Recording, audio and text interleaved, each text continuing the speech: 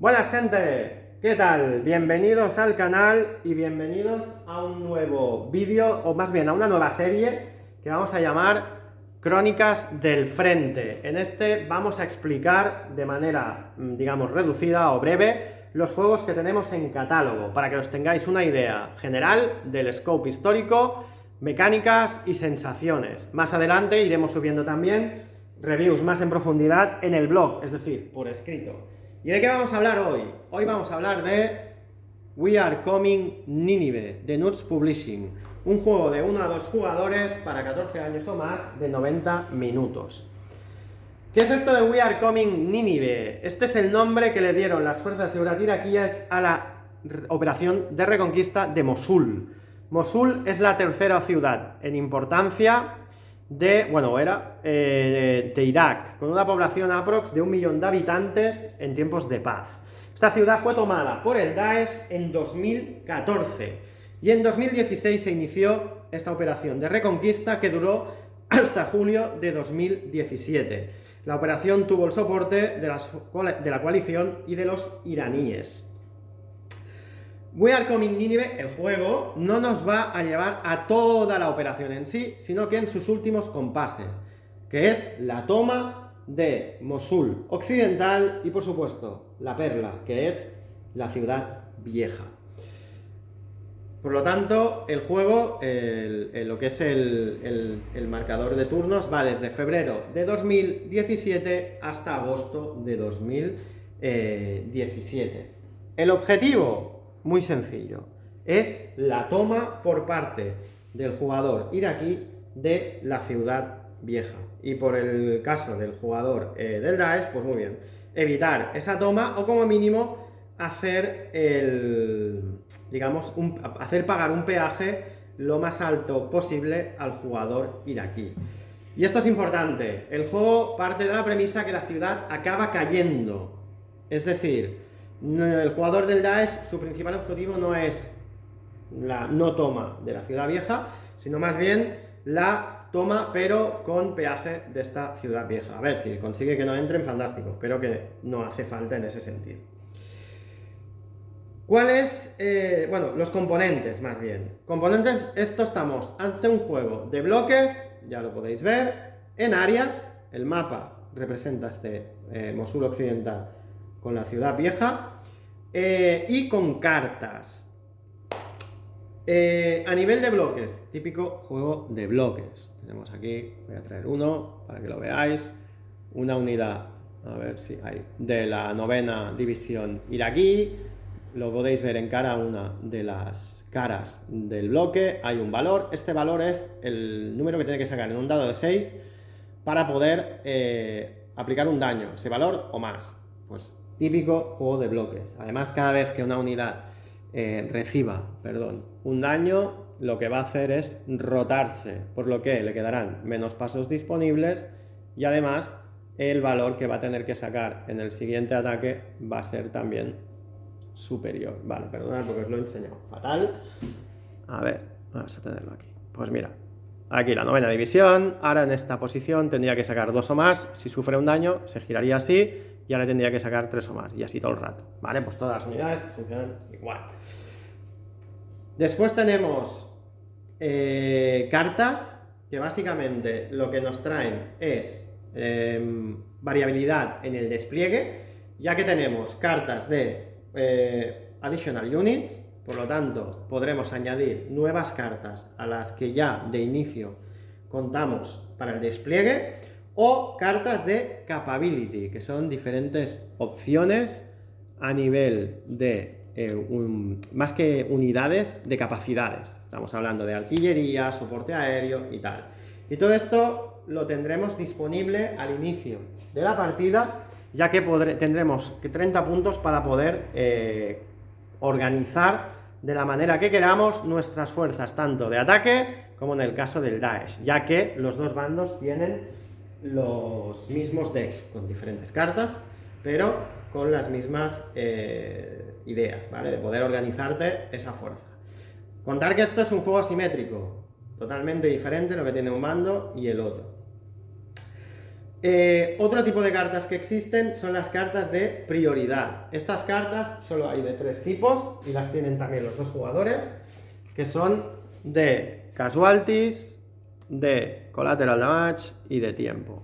Esto es otra cosa que el jugador al inicio, ahora os explicaré, va a tener que elegir. Y por último, las cartas de evento, que son, tienen en su parte trasera 2 números diferentes, pueden ser un 1 o un 6, pero después son eventos totalmente diferentes. Y esto viene a representar la atrición en el combate, eventos que no controlamos y básicamente todo lo que está ocurriendo mientras estamos combatiendo en la ciudad. Y interviene una mecánica muy interesante. El tablero, ya podéis ver, es, ya os lo he comentado, es un tablero de áreas.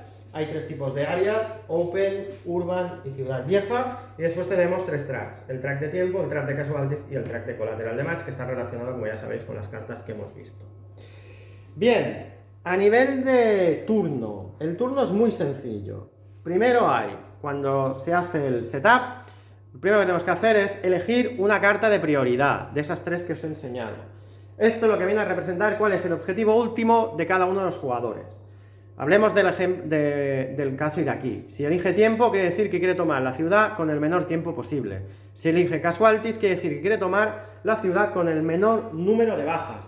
Cuando hablamos de bajas no es de pasos perdidos, sino de eliminar completamente un bloque. Y si elige collateral damage, quiere decir que quiere tomar la ciudad con el menor número de daños a la infraestructura o a los civiles. Cada vez que esto se vaya dañando, tanto casualties como collateral damage, pues el track irá subiendo, como os podéis imaginar, igual que el del tiempo.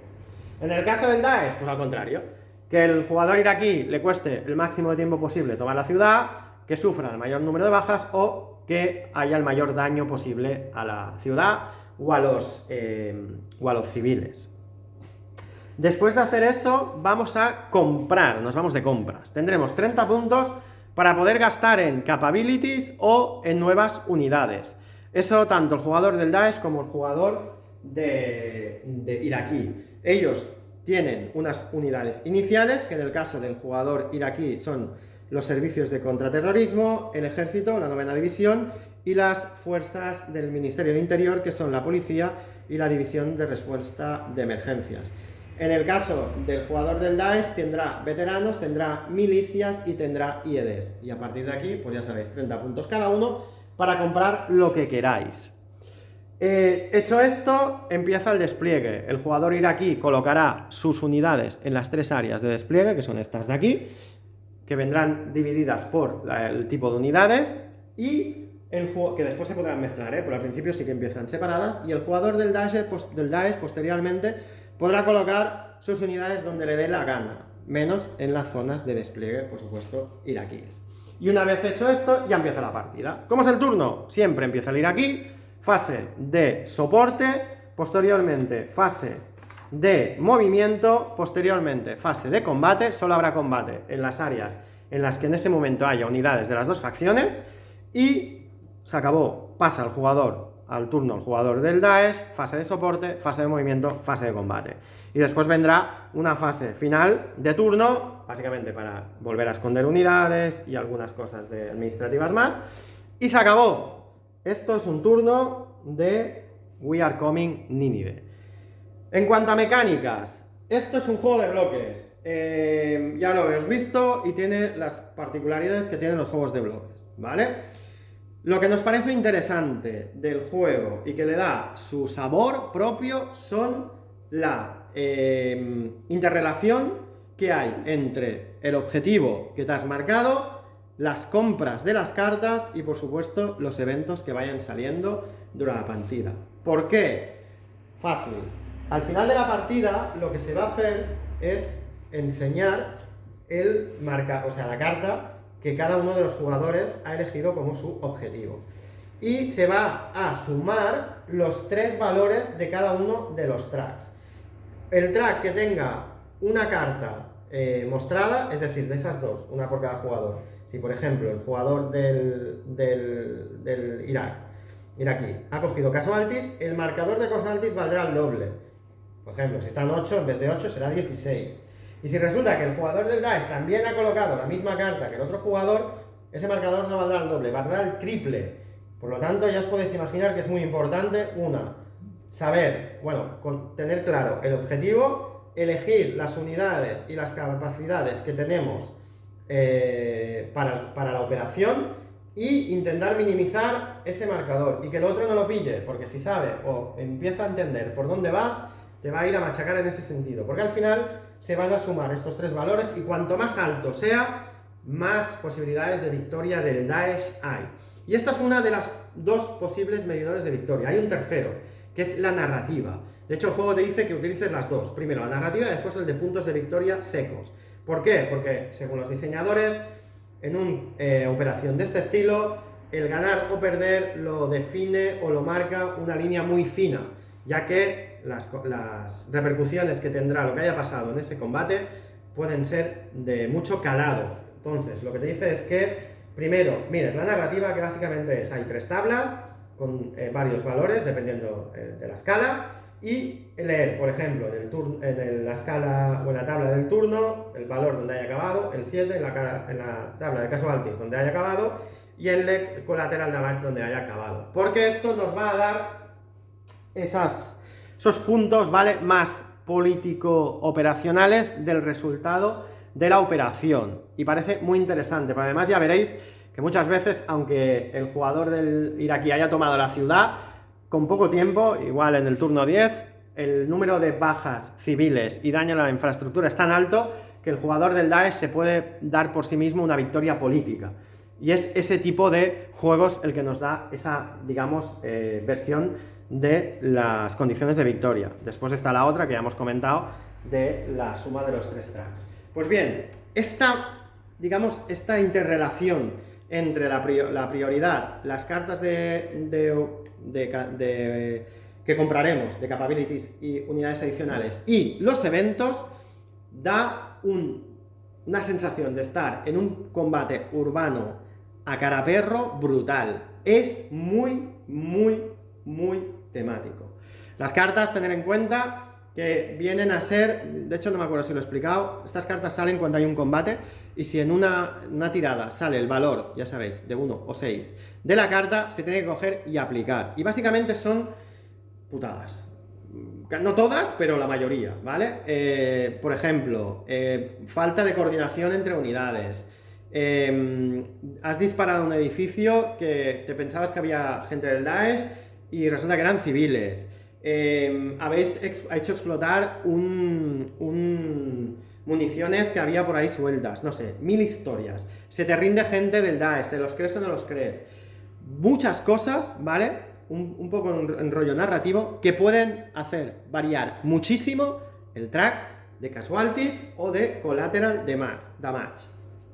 Ya os digo, le da esa capa final que ata muy bien toda la idiosincrasia del juego. Además, esta opción de poder organizarte tu ejército a tu gusto le da mucha rejugabilidad y mucho prueba-error. Vas a probar algo, si no te funciona, vas a hacer algo posterior y quedándote con lo que te ha funcionado y modificándolo. Y eso tener en cuenta para cada una de las prioridades.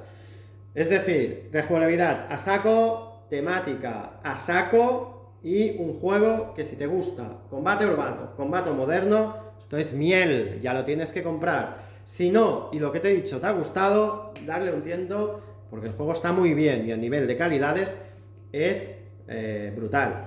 Recordar, parte de los padrines de este juego son Rex Brynen de Pack Sims, una web especializada en temas históricos, y Matrix Games, y Brian Train, otro de los gurús de los juegos de contrainsurgencia, por ejemplo de Coins, pero tiene otras líneas como como era aquel, el District Commander. Pues no os puedo decir nada más. Si queréis saber alguna cosita más del juego, en breve vamos a subir un review en la web. Si ves el vídeo mucho tiempo después, pues ya estará subido seguro. Y ahí vamos a analizar un poco más las mecánicas y componentes del juego. Así que nos vemos en el próximo Crónicas del Frente.